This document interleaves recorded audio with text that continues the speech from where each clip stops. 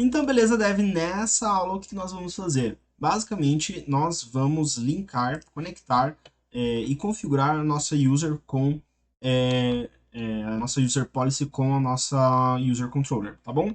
Então, só recapitulando aqui, a gente tem alguns métodos dentro da user policy. Então, a gente tem o método viewN, né, que ele bate para o método index, o view para o método show, create para o método store, update para o método update, delete para o método destroy, restore ele não aponta para um método específico da, da nossa user controller, mas basicamente o intuito dele é pegar e verificar, na verdade, um, ser executado quando a gente está querendo recuperar um registro que foi excluído utilizando o soft delete, tá? E o force delete é para a gente apagar mesmo um registro com force delete, tá? Então, o que nós vamos fazer, tá? Então, aqui, esses métodos, tá? Eles servem para cada um dos métodos do nosso CRUD. Então, eu vou abrir aqui o nosso user controller e vou lá no nosso método index. Então, o que acontece? Eu preciso pegar e chamar esse viewN aqui nesse método. E como que eu faço isso? Eu chamo this, e aí eu venho aqui, chamo um método chamado authorize. E aí, esse método authorize, ele tem dois parâmetros. O primeiro é o viewN, tá? E o segundo parâmetro é a nossa classe da model. Então, é user, dois pontos, class, tá? Então, a nossa model user, tá?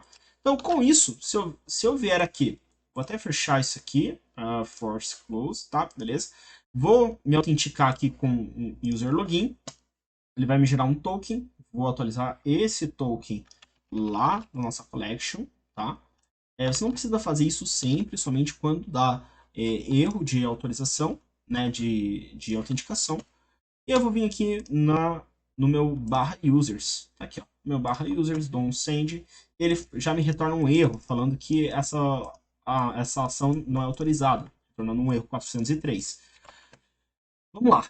Então, por que ele retornou esse erro? Porque o viewN ele precisa retornar um valor true ou false, tá? Então, se eu dar, por exemplo, um return true aqui, ele vai parar de dar erro lá, ó, e vai me retornar a listagem de dados.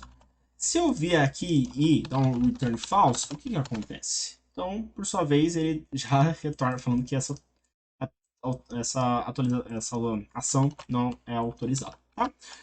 Show de bola. Então, basicamente, esse aqui é o princípio da policy e tá na hora de a gente começar a ir um pouquinho mais a fundo. A gente precisa, né, a gente tem duas models de autenticação. Então, a gente precisa verificar que a model que vai fazer, na verdade, o guarda de autenticação, que vai poder fazer alterações com o nosso recurso users é somente user, tá? Então a gente precisa, por exemplo, se for cliente, ele não pode fazer absolutamente nada aqui dentro, tá? Então como que eu faço isso? É muito simples, tá? Eu venho aqui e vou chamar, eu vou até tirar esse user aqui, ó, porque a gente tem que verificar mais de um guarda, tá? Eu tenho que fazer o seguinte, eu tenho que verificar se o guarda do usuário logado é o API e não o cliente, tá? Lembra dos guardas? Então, se eu for lá em alt.php, dentro da pasta config, eu tenho os meus guardas aqui, ó. Tenho três guardas. Tem o web, que a gente não vai utilizar, o API e o cliente. Quem pode mexer com o usuário para qualquer ação do usuário é somente o API. O cliente não tem poder para isso, tá? Então vamos lá. Então eu preciso verificar o nome do guarda, se o guarda que eu tô do usuário que está logado é o API, tá? Então para isso eu vou chamar a nossa classe alt, tá? Então nominate support facet alt, dois pontos, guard. E aí eu vou colocar o nome do meu guarda, então guarda API. E eu vou checar se o usuário autenticado, tá? Ele é o guarda API, tá? Então eu vou vir aqui, vou dar um DD. Então vamos vir aqui, dar um send. Então, opa, peraí. esse ponto vírgula, send, e ele vai me retornar aqui, né, um dump falando que true, né? Então, o guarda que está do meu usuário autenticado é a API. Vamos tentar trocar para cliente para ver o que acontece. Send, ele vai me retornar false, beleza? Então, o que eu tenho que verificar, então? Eu tenho que verificar, né, se o guarda, né, certo, API for igual a false, o que acontece? Ele me retorna um false, tá? Isso aqui para todos os métodos. Então, se a gente tem, por exemplo, uma ação padrão para todos os métodos, o que a gente pode fazer? Deixa eu ver se eu consigo fazer isso com um construtor, tá? Então, por exemplo, se eu posso vir aqui, public function, underline, construct, e retornar false. Se eu colocar um true aqui, vamos ver se antes... o construtor não vai resolver, não tem problema. Então, a gente vem aqui, tá? Eu posso vir aqui até criar um outro método, né? Posso criar public function check is user off, tá? E aí, dou um return false aqui, né? Caso contrário, dou um return. Na verdade, dou um false aqui e se isso aqui for igual a false, eu dou um false, ele vai me retornar false e eu dou um return. Tá. Tá. Beleza. Vamos. Então,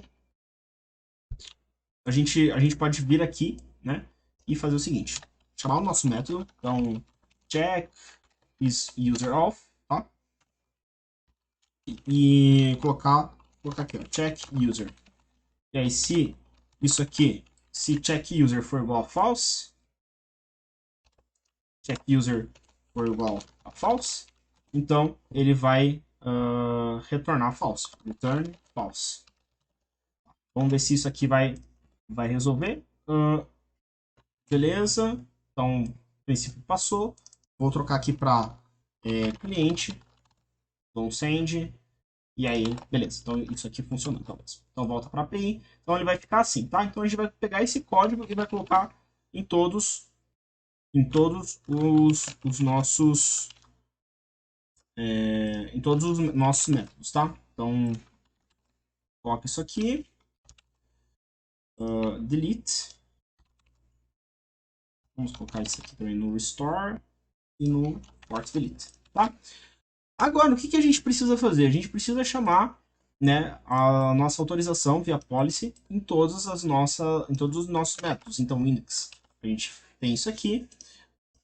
No store, a gente tem o create. No show, a gente tem o view.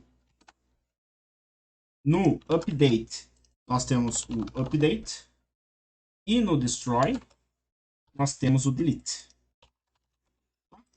Então, com isso, a gente tem toda a nossa policy devidamente configurada. Tá bom? Então, nessa aula, nós montamos a nossa policy de